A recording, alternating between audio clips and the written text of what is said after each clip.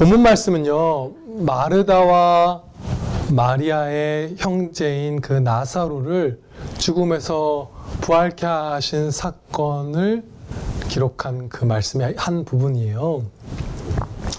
그런데 이 사건은 우리의 신앙이 성숙하지 않는다면 저항하고 싫어할 수밖에 없는 방식으로 주님이 역사하신 은혜의 사건이에요. 너무 크신 은혜를 주셨는데 이 방식이 조금 되게 이렇게 우리의 연약함을 따라서는, 우리의 옛사람을 따라서는 고통스러운 방식을 사용하셨어요. 이 세 남매는요, 예수님을 사랑하는 성도들이었고, 또 사실 그보다 먼저 예수님께 특별히 사랑받는 그 성도들이었어요. 마르다와 마리아와 나사로의 집에 예수님과 예수님의 제자들을 모셔서 대접해 드린 적도 있고, 아주 공생의 기간 동안 다른 여러 성도들이 예수님을 보았지만 그 중에서도 특별히 주님과 풍성하게 사랑의 교제를 나누었던 그런 복된 세 남매였어요. 그런데 나사로가 병이 들었고 그 병세가 점점 악화되었습니다. 마르다와 마리아는 사람을 예수님께 보내서 이제 사정을 설명하고 주님이 사랑하신 자 나사로가 병들었습니다, 이렇게 전한 거예요. 와달라는 간청이죠. 근데 물론 와달라 이렇게 표현하지는 않았지만 와주시기를 간청한 거예요. 근데 자매들이 보낸 사람이 와서 예수님께 그 사정을 얘기하자 그 사람에게 예수님께서 이렇게 답변하셨습니다. 이 병은 죽을 병이 아니라 하나님의 영광을 위하며 하나님의 아들이 이로 말미암아 영광을 받게 하려 함이라. 이 답변을 들은 그 메신저는 돌아가서 마르다와 마리아와 또 아직 살아 있었다면 나사로에게 이 얘기를 전했겠죠. 주님이 주신 이 말씀을. 그리고 근데 그 후 나사로는 죽었고 예수님은 나사로가 장사된 지 나흘이나 지나서 도착하셨어요. 근데 이 사건이 남매들과 나사로, 물론 나사로가 최우선이겠죠. 나사로와 남매들에게 굉장한 고통과 충격이었을 거예요. 그 이유들을 좀 살펴보면요. 첫째로요, 나사로는 그랬을 거예요. 자신의 육신의 생명이 꺼져가면서 왜 주님이 속히 오시지 않는가? 눈물로 그 생각을 했을 거예요. 대체 왜 안 와주시지? 왜 한 걸음에 달려오시지 않지? 둘째로 8절 말씀을 보면 예수님께서 유대인들의 핍박을 피하시려고 오시지 않았구나라고 이들이 착각할 수도 있는 상황이었어요. 예수님에 대한 핍박이 거셌던 상황이거든요. 8절에 이렇게 말씀합니다. 제자들이 말하되 랍비여 방금도 유대인들이 돌로 치려 하였는데 또 그리로 가시려 하나이까? 나사로에게 가려고 하신 주님에게 그렇게 유대인들이 예수님을 죽이려고 하는데 또 가시려나이까? 이런 거예요. 그러면 마르다와 마리아와 나사로는 이렇게 생각할 수 있었던 거예요. 우리를 사랑하셨지만 예수님이 핍박을 겪으시는 것을 피하려고 우리를 그냥 내버려 두셨구나, 이렇게 생각할 수도 있는 거예요. 또 세 번째로 너무나 충격적이었고 고통스러웠던 건 예수님께서 이 병이 죽을 병이 아니라고 말씀하셨던 거예요. 예수님께서는 다시 부활하실 것을 뜻하신 그런 건데 이들은 어쨌든 그 사실을 몰랐잖아요. 부활할 사실을 세 남매는 몰랐잖아요. 근데 죽은 거예요. 죽을 병이 아니라고 말씀하셨는데. 그리고 무엇보다도 충격적이었을 이 네 번째 사실은 이 병이 하나님과 그리스도께서 영광을 받으시기 위함이라고 말씀하셨다는 거예요. 그러니까 장차 우리는 이 주님의 진짜 참뜻을, 진리를 알기 때문에 이 말씀 행복하게 받아들이지만 이 당시 이들은 아직 그리스도의 십자가 역사도 있기 전이잖아요. 그들은 얼마나 큰 충격이었을 거냐면 하나님과 그리스도께서는 자신이 영광 받으시기 위해서 특별히 사랑하는 자를 죽게 하실 수도 있는 분이구나. 이 충격적인 사실 앞에서 어찌할 바를 몰랐을 거예요. 다섯 번째는 무엇이냐면 나사로가 주님의 권능으로 부활한 다음에 있었던 일인데 예수님의 그 사랑과 권능으로 부활했다는 사실만으로도 지도자들인 대제사장들이 나사로를 죽이려고 하는 게 기록되어 있어요. 다음 장에. 그러니까 부활한 다음에 삶에 핍박이 더해진 거예요. 대제사장들이라는 그 힘을 가진 사람들이 나사로를 죽이려고 모의하고 이런 것들이 나오거든요. 그러니까 고난의 삶이 살아난 다음에 더해져서 온 거예요. 그러니까 아주 충격적이고 아주 고통스러운 방식으로 주님께서 주님의 영광을 그들에게 보게 하신 것이죠. 그런데 아직 이 세 남매는 예수님이 도착하셔서 역사하시기 전까지 깨닫지 못했지만 성경 말씀에 아직 그들에게 전해지지 않았던 중요한 사실이 성경 말씀에는 순서상 먼저 기록되어 있어요. 그게 5절과 6절의 말씀입니다. 예수께서 본래 마르다와 그 동생과 나사로를 사랑하시더니 나사로가 병들었다 함을 들으시고 그 계시던 곳에 이틀을 더 유하시고. 헬라어 성경에는요, 이 5절과 6절 사이에 6절의 두 번째 단어가 이제 헬라어는 순서가 바뀔 수 있는데 접속사가 있어요. 우리말 성경은 번역이 안 되는데 성경 역본에 따라서는 그래서 이렇게 번역될 수 있는 말이 있어요. 무슨 말씀이냐면 예수께서 본래 마르다와 그 동생과 나사로를 사랑하시더니 그래서 나사로가 병들었다 함을 들으시고 그 계시던 곳에 이틀을 더 유하시니라.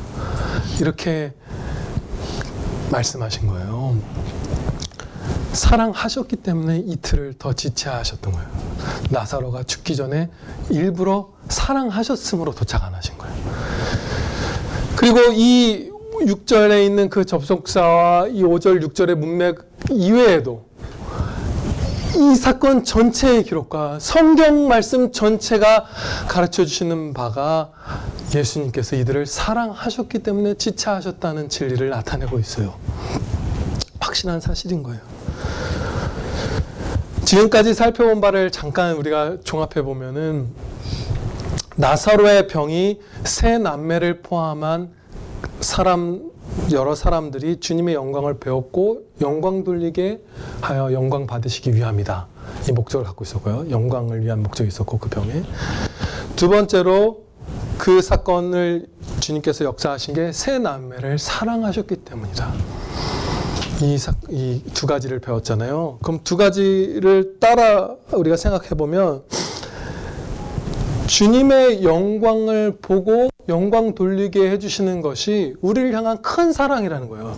사랑하셨기 때문에 영광을 보게 하신 거잖아요. 영광 돌리게 하시고 하나님의 영광을 목격하고 찬양 드리게 해주시는 게 우리에게 주시는 최고의 사랑인 거예요. 주님이.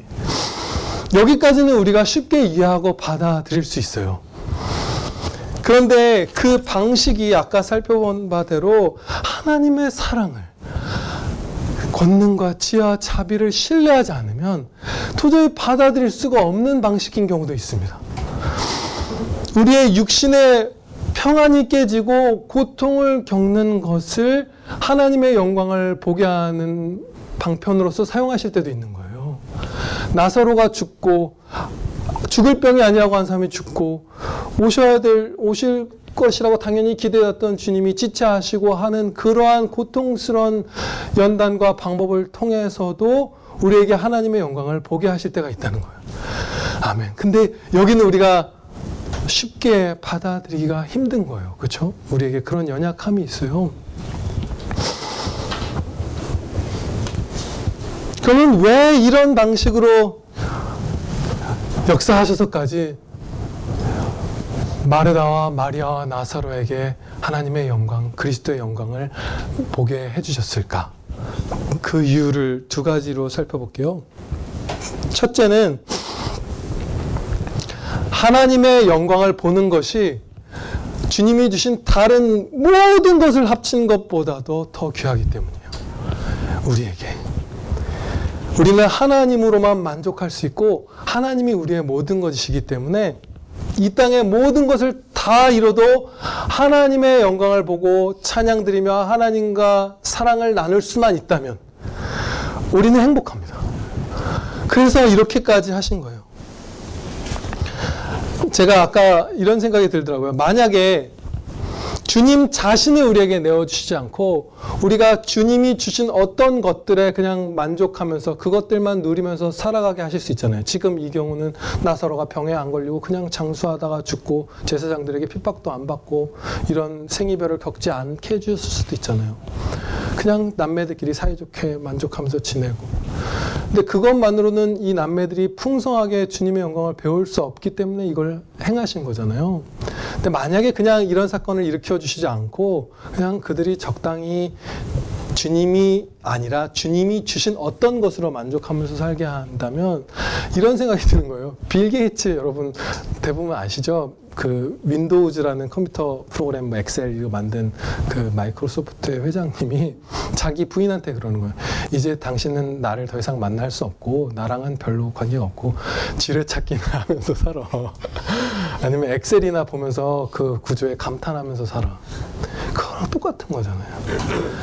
세상 모든 피조물 우리 자신도 주님의 영광을 드러내는 주님의 피조물이고 모든 것이 그런 것인데 주님 자신만은 우리가 못 갖고 나머지 그 피조물의 눈이 뺏겨서 살고 있다면 빌 게이츠를 잃어버린 아내와 똑같은 거잖아요.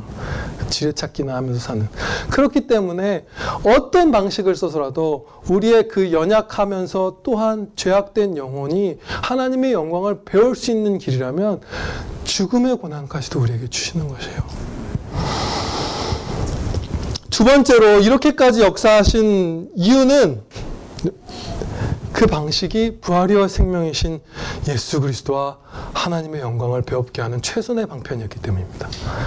다른 방식이 가능했다면 범죄하지 않아서 타락하지 않아서 에덴에서 아담과 같았다면 이렇게 하실 필요가 없었는데 범죄한 우리의 인간됨을 그대로 보존하시면서 우리에게 하나님의 영광을 배웁게 하시려면 때로 이런 고난이 필요한 거예요.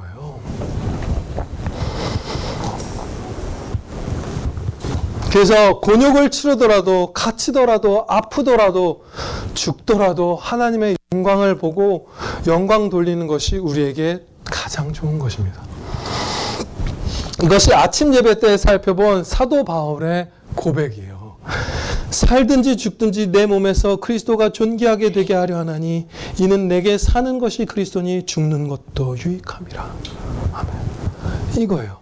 이 동일한 신앙을 마르다와 마리아와 나사로에게 주시려고 이 시련을 겪게 하신 거예요.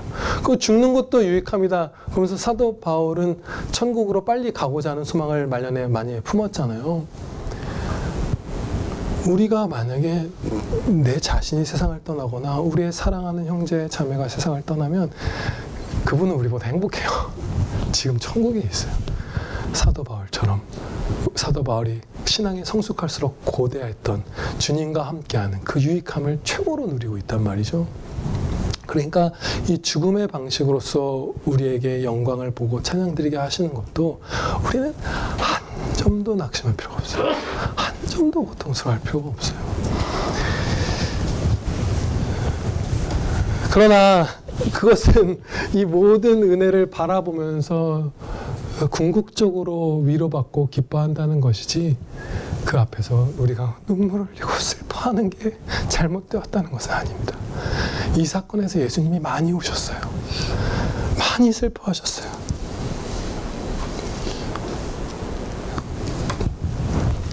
33절로부터 말씀입니다. 예수께서 그가 우는 것과 또 함께 온 유대인들이 우는 것을 보시고 심령에 피통이 여기시고 불쌍히 여기사 이르시되 그를 어디 두었느냐 이르되 주여 와서 보옵소서 하니 예수께서 눈물을 흘리시더라. 이에 유대인들이 말하되 보라 그를 얼마나 사랑하셨는가 하며 이 슬픔을 느끼시면서 우리를 위해서 애통의 눈물을 흘리시면서도 이런 고난과 죽음과 핍박과 굴욕과 갇힘과 자유를 상실함과 가난과 이런 것들이 아니면 우리가 도무지 주님을 못 보는 자들이 되었기 때문에 이런 방식을 택하시는 거예요. 울면서 행하시는 거예요. 또 한편으로는 기뻐하시면서 행하겠죠. 이것으로 살아날 것을 확신하시니까. 그렇게 주님이 우리에게 모든 고난을 주시는 거예요. 그런데 이제 우리가 이 본문 말씀을 통해서 배운 바처럼 이것이 우리에게 최고의 것을 주시려는 최선의 방식인 것을 알았기 때문에 반응을 이제는 우리가 앞으로 인생을 살면서 겪는 그 반응에 정말 이 주님의 사랑 앞에서 훨씬 더 환난을 기쁘게 받아들였으면 좋겠어요. 그래서 어디까지 가기를 원하냐면요. 이제 마지막으로 사도 바울의 그 아름다운 모습을 이제 예를 들 텐데요. 고린도 후서 12장을 보면 여러분들이 잘 아시는 사도 바울이 계시가 받은 것이 너무나 크므로 교만해질까봐 그에게 고통스러운 사단의 가시, 육체의 가시를 하나님이 주신 사건이 기록되어 있어요. 그래서 사도 바울이 그것을 자신에게서 없애주시기를 3번 간구했는데 주님이 안 들어주시죠, 기도를. 안 없애주세요. 평생의 사도 바울은 그 뭔지 잘 우리는 알 수 없지만 아주 고통스러운 것, 사도가 막 힘들어서 없애달라고 3번이나 간구했던 것을 계속 안고 살아갔어요. 뭐 아주 고통스러운 질병일 수도 있고 어떤 분들은 아주 집요한 사단의 시험 공격을 받게 하셨던 것일 수도 있다, 이렇게 생각을 해요. 그런데 그때 예수님께서 그것을 없애주시진 않고 이렇게 답변을 해주셨습니다. 기도에 응답하시기를. 나에게 이르시기를 내 은혜가 너에게 족하도다. 이는 내 능력이 약한 데서 온전하여짐이라 하신지라. 이제 이 답변을 주신 거잖아요. 내 은혜가 네가 그렇게 고통스러워하더라도 그것을 다 네가 이겨낼 만큼 좋게 잘 기다려봐. 넌 평안할 거야. 평강의 하나님이 부활이요 생명인 내가 너와 함께해. 너 분명히 그거 극복할 수 있다 하더라. 염려하지 마. 그리고 내 능력이 네가 그 약한 데서. 주님의 능력은 항상 충만하시죠. 근데 우리가 겸손히 할 수 없다는 사실을 인정하고 주님 없이는 제가 살아갈 수 없습니다. 이 가시를 이길 수 없습니다. 이 두려움도 슬픔도 어리석음도 이길 수 없습니다. 고백할 때 막 능력을 부어주시고 또 우리가 그 주님의 영광을 목격하게 해주잖아요. 그래서 약한 데서 강하여짐인데 이 말씀을 주님의 응답을 듣고 다시 바울이 어떻게 반응했는지가 이렇게 기록되어 있습니다. 그러므로 도리어 크게 기뻐함으로 나의 여러 약한 것들에 대하여 자랑하리니 이는 그리스도의 능력이 내게 머물게 하려 함이라. 바울은 진짜로 정말 약간 너무 사랑스러운 자녀였던 것 같아요. 도리어 크게 기뻐한 거야. 갑자기 막 신음하면서 없애달라고 기도했다가 야, 은혜가 족하고 내 능력이 그 너의 약한 데서 강해질 거야. 네가 내 영광을 보리라 하신 말씀에 갑자기 크게 기뻐하기 시작한 거야. 완전히 180도 뒤바뀐 거야.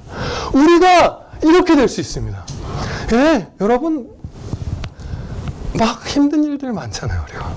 그런데 그 눈물을 갈라내고 비집고 지우고 주님 앞에서 이렇게 기뻐하는 기쁨이 막 싹 트는 거예요. 우리는 다 그렇게 될 수 있어요. 그러므로 내가 그리스도를 위하여 약한 것들과 능욕과 궁핍과 박해와 곤고를 기뻐하노니 이는 내가 약한 그때 강함이라. 이게 그냥 질병과 이런 정도만이 아니에요. 능욕, 궁핍, 박해, 사도 바울이 당한 순교까지도 기뻐했다는 거예요. 우리는 막 능욕이나 이런 것까지는 이렇게 잘 못 받아들이는 것 같아요. 오늘 아예 우리가 인식을 말씀을 새겼으면 좋겠어요. 어느 정도 시련을 겪고 몸이 아파서 이제 좀 주님을 더 기도하고 찾게 됐고 합격 발표가 늦어져서 주님을 더 찾게 됐고 이 정도를 넘어서서 능욕당하고 핍박당해서 죽더라도 그것이 그리스도와 함께 살고 함께 죽고 부활하는 나에게 유익이다 라는 믿음 가지시면서 모든 이 땅에서의 순간을 기쁨으로 살아가시기를 축원합니다. 기도드리시겠습니다. 아버지 하나님, 저희의 모든 아픔들을 다 위로하여 주시옵소서. 주님이 오셨고 우리의 고통이 실제하는 것임을 우리가 배웠습니다. 그 모든 고통을 이길 힘과 그 아픔을 이길 위로와 기쁨을 부어주시옵소서.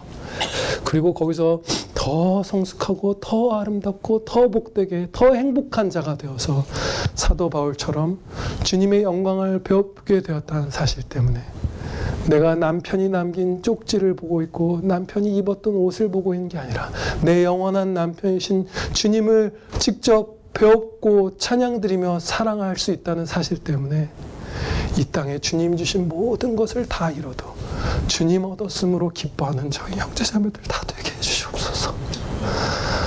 예수 그리스도의 이름으로 감사기도 하렵나이다. 아멘.